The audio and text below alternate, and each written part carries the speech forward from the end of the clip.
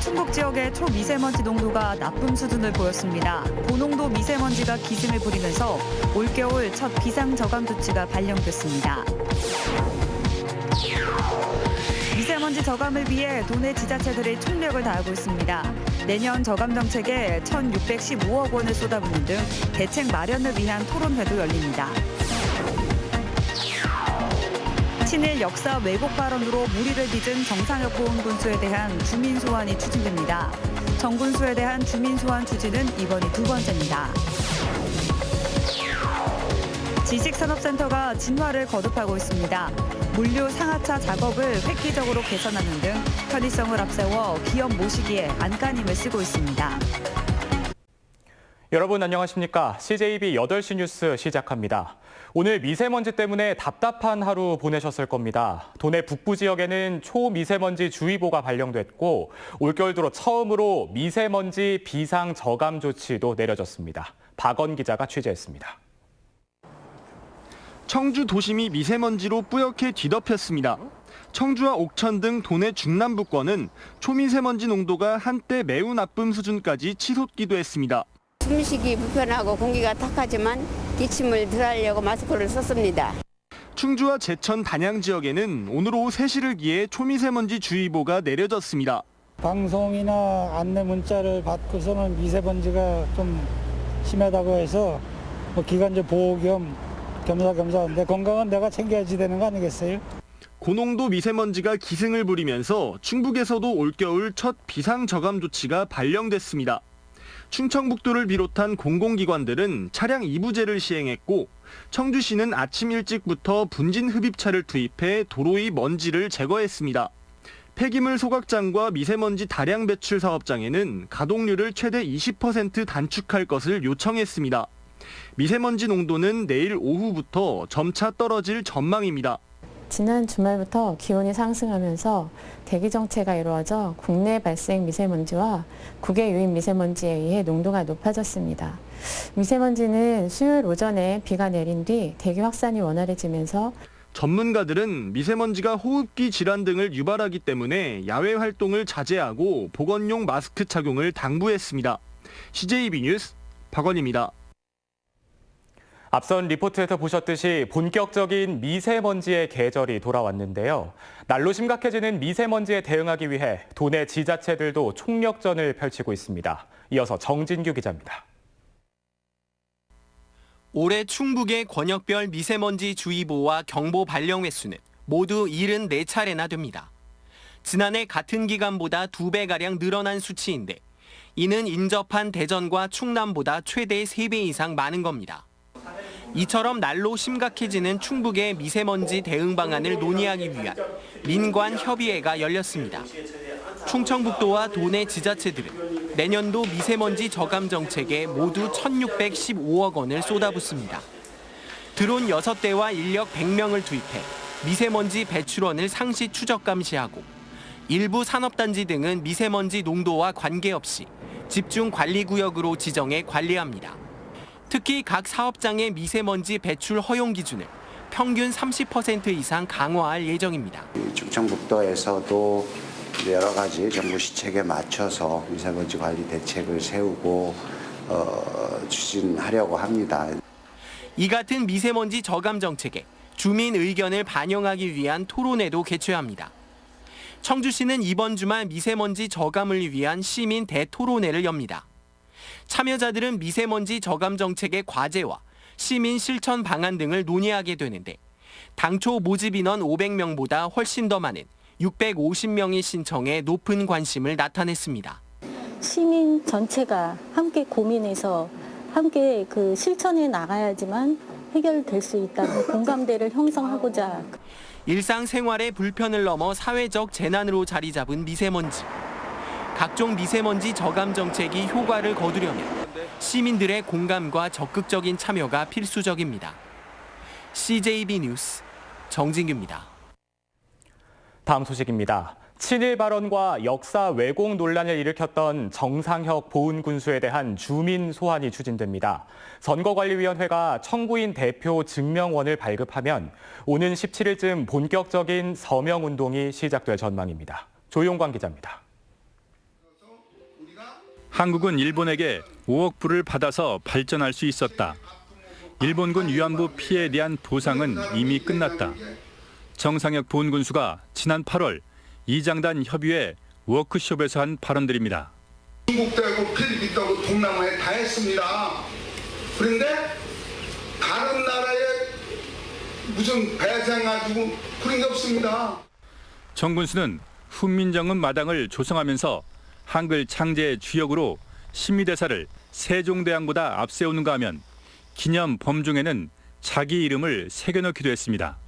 그의 불통 행정과 예산 낭비성 사업의 남발, 거기에 대해 있을 수 없는 친일 망언을 했습니다. 정 군수에 대한 주민 소환 추진은 이번이 두 번째입니다. 지난 2013년 주민 반발로 취소된 삼승면 LNG 발전소 유치 과정에서도 주민 소환이 추진됐습니다. 국민들이 주인임을 선언하는 그런 활동이라 생각을 하고 국민들의 양심을 믿고 추진을 한다면 반드시. 한편 앞서 정 군수의 친일 발언에 대한 비판을 반박했던 이장단 협의회 등은 이번 주민 소환 추진에도 반대 입장을 밝히는 방안을 검토하고 있는 것으로 알려졌습니다. CJB 뉴스 조윤광입니다. 과거엔 아파트형 공장이라고 불렀죠. 지식산업센터가 진화를 거듭하고 있습니다. 물건 상하차가 용이하도록 드라이브인 시스템을 갖추고 오피스텔형 기숙사까지 도입되고 있습니다. 조살구 기자입니다. 청주산업단지 개발이 시작된 지 올해로 50년. 지식산업센터는 산업단지 현대화의 상징입니다. 준공을 한 달 앞둔 이 지식산업센터는 물류 상하차 작업을 획기적으로 개선했습니다. 4층까지 차가 오르내릴 수 있는 드라이브인 시스템을 구축해 공장 바로 앞에서 물류 상하차가 가능하도록 했습니다. 어떤 차들이 와도 일단은 4층에 와서 바로 문을 열고 내 건물에다가 제품을 넣건 뺏건 하는 거니까 시간상으로도 많이 유용을 하죠. 15층 건물 가운데 2개 층은 가전제품과 가구를 모두 구비한 오피스텔형 기숙사로 지었습니다. 청주 산업단지의 부족한 기숙사 문제와 기업들의 구인난을 고려한 것입니다. 옥상 공간도 버려두지 않고 근로자 휴식 공간으로 꾸미는 추세입니다. 주차, 거주, 물류, 편의성 등 다양한 기업의 욕구를 충족시켜야 하기 때문에 저희는 이러한 다양한 기업 활동을 최대한 지원할 수 있도록 혁신적으로 설계했습니다. 청주 산업단지 내 지식산업센터는 모두 5개. 후발주자는 경기 침체와 맞물려 분양이 녹록지 않은 상황이지만 각종 편의성을 앞세워 기업 모시기에 안간힘을 쓰고 있습니다. CJB 뉴스 조상우입니다. 국토균형 발전의 초석으로 강호축 개발을 논의하기 위해 충청북도를 비롯한 강원, 충청, 호남의 8개 시도지사가 한자리에 모였습니다. 강호축의 출발점이 목포시에서 추진 동력을 확보했다는 점에서 더욱 큰 의미를 가졌습니다. 민방공동취재단 박성호 기자의 보도입니다. 기차로 목포에서 강릉까지 이동하는 시간은 5시간 35분. 그마저도 3차례의 환승이 필요합니다. 긴 이동시간 탓에 강원과 호남의 통행량은 하루 15,000여 명으로 수도권과 부산의 통행량 10만여 명의 15%에 그칩니다. 교통 불편은 인구나 예산, 일자리 등 인프라의 부족으로 이어져 강호축은 경부축에 비해 계속 낙후돼 왔습니다. 면적에서는 비슷합니다만 예산, 인구, 산업단지, 서비스, 과학기술 등에서 현격한 차이를 보이고 있는 것도 한 현재의 실정입니다. 이런 문제를 풀기 위해 강원과 충청, 호남을 연결하는 이른바 강호선 연결이 추진되고 있습니다. 목포에서 강릉까지 환승 없이 이동 시간을 3시간 30분 수준으로 줄이자는 건데 전국적으로 1조 8천억 원의 경제적 파급 효과가 기대됩니다. 지난 1월 예타 면제 사업으로 선정된 강호선 건설은 지난달부터 기본계획 수립 용역에 들어갔습니다. 다만 국토부가 익산에서 오송 구간을 일반선으로 연결하는 방안을 검토하고 있어 완전한 강호선 고속화 문제는 풀어야 할 숙제로 남아 있습니다.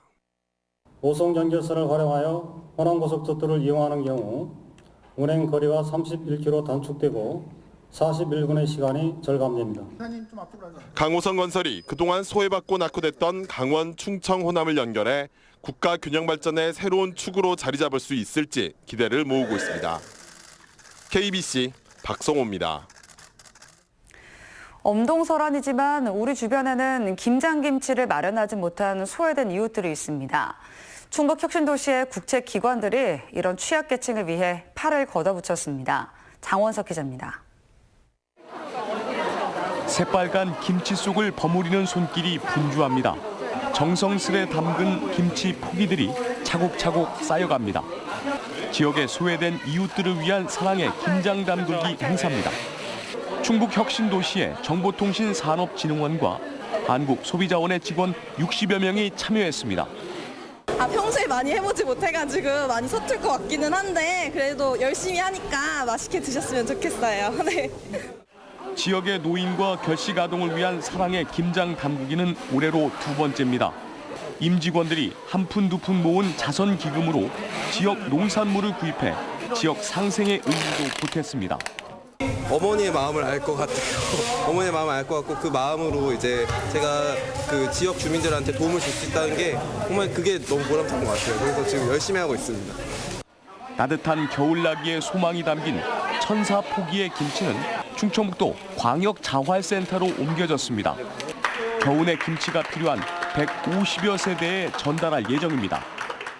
남들보다는 조금 덜 가진 사람들이 사회의 온정을 느끼고 건강하게 살아갈 수 있도록 하는 데 많은 도움이 될 거라고 생각을 합니다. 정보통신산업진흥원과 소비자원은 연말까지 사랑의 연탄 나눔 봉사활동도 진행할 계획입니다. CJB 뉴스 장원석입니다. CJB가 연속 보도한 청주 방서 도시개발사업조합 내 조합원 갈등 문제가 일단락될 전망입니다. 청주 방서 도시개발사업조합 비상대책위는 조합 운영과 사업 진행에 갈등을 일으킨 현 조합장 A씨가 최근 임시총회에서 사의 표명을 했다고 밝혔습니다. 앞서 비대위는 현 조합장 A씨가 독단적 운영 등으로 조합원들에게 피해를 주고 있다고 주장해왔습니다. 음성군이 음성의 대표 축제인 청결고추축제와 인삼축제를 내년부터 음성농산물축제로 통합해 개최한다고 밝혔습니다. 조병옥 음성군수는 축제 통합으로 시너지 효과를 극대화하고 타 지역 축제와 차별성을 두겠다고 말했습니다. 또한 음성 품바축제는 프로그램 다양화를 통해 지속적으로 강화하고 설성문화제는 군민 화합을 위한 내부지향적 축제로 변화시킬 계획입니다. 제천시와 저희 CJB가 마련한 제천 송년음악회가 조금 전 7시부터 제천체육관에서 열리고 있습니다. 3,500여 명의 시민들이 객석을 가득 메운 가운데 열린 오늘 송년음악회에는 트롯 여왕으로 떠오른 송가인 양을 비롯해 청주 출신 요요미 그리고 박달가요제 수상자들이 열정의 무대를 선사했습니다.